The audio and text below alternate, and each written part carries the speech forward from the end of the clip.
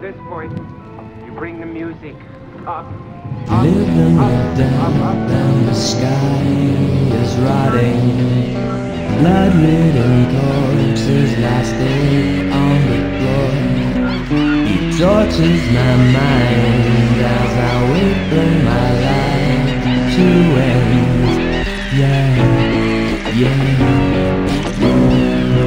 He plays me in games as he talks to my loved ones. He reads me a novel of all of my sins. He offers me candy as I wait for my life to end.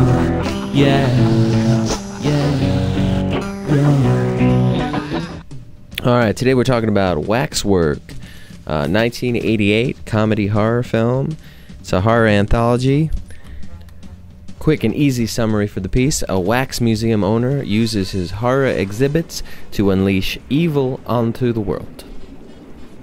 It was directed by Anthony Hickox. It was also written by Anthony Hickox and has a star-studded cast including Gremlin's Zach Galligan, Deborah Foreman, who has also worked with Anthony Hickox in other films, Michelle Johnson, David Warner, Dana Ashbrook, and much, much more.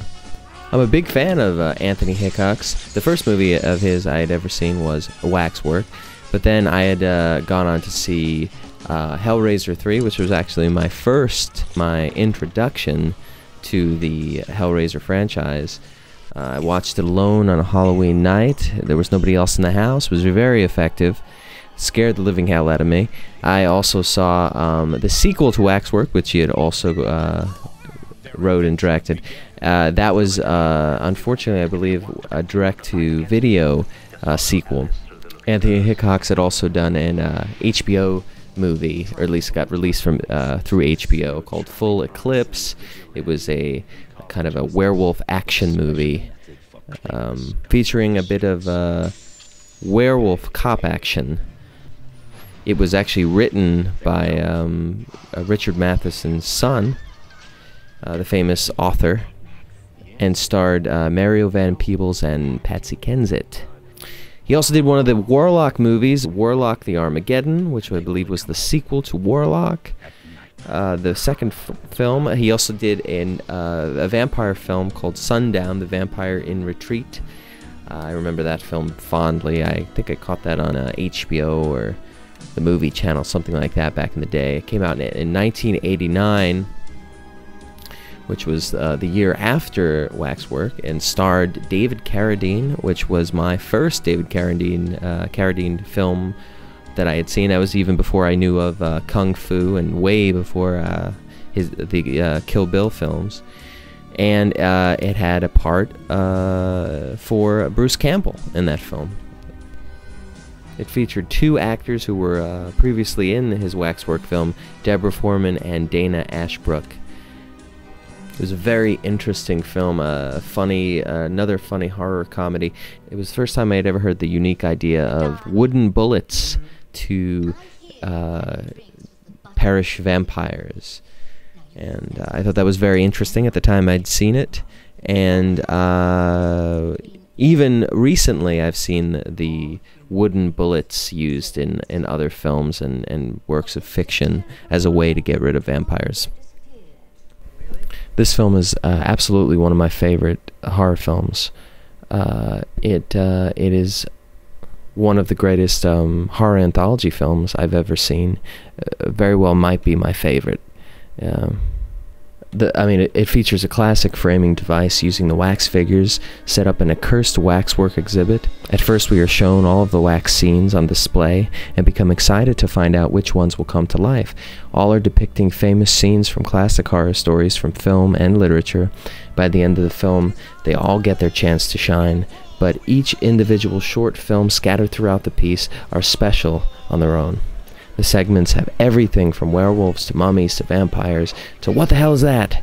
Waxwork also has a sequel that is mainly for major fans of this particular framing device, but is undoubtedly lesser in quality. Overall, this movie is quite amazing and unique, and I would give it a 5-star rating. 5 out of 5, absolutely. Now down to awards. Best scene in the film. So many great ones to choose from, but I would have to go back to the very first of the Waxwork segments, the werewolf Waxwork. It's one of the first memories I have of my parents making me look away from the screen.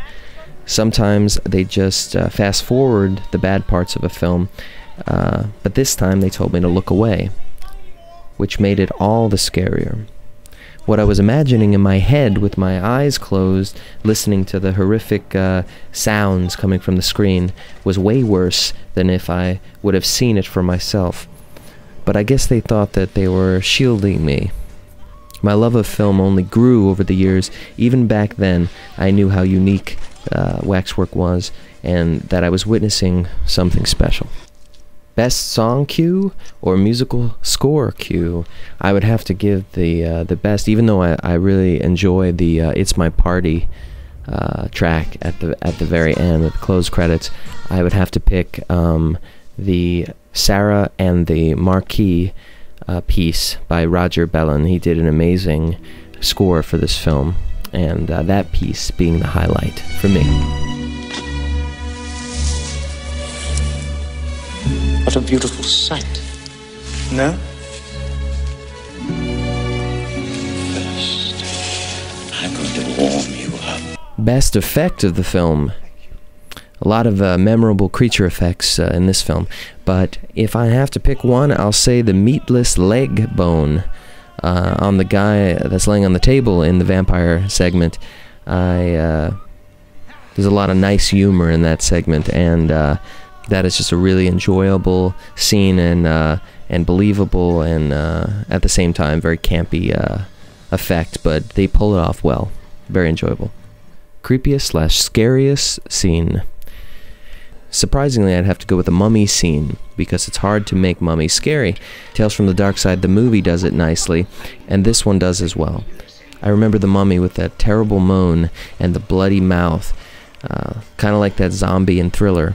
All that gushy gore just falling out.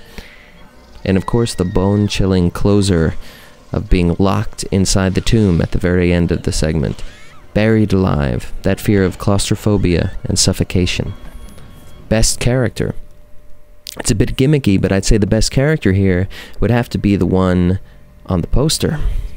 The little manservant who beats up the tall man and makes him cry. What a crazy little guy he is. I wouldn't want to mess with him. He brings a memorable intimidation to the piece. Alright, so that about does it for this episode of Fall for Fear. Hope you enjoyed it, and I'll see you next time. Blood-ridden corpses lie still on the floor. He tortures my mind as I wait for my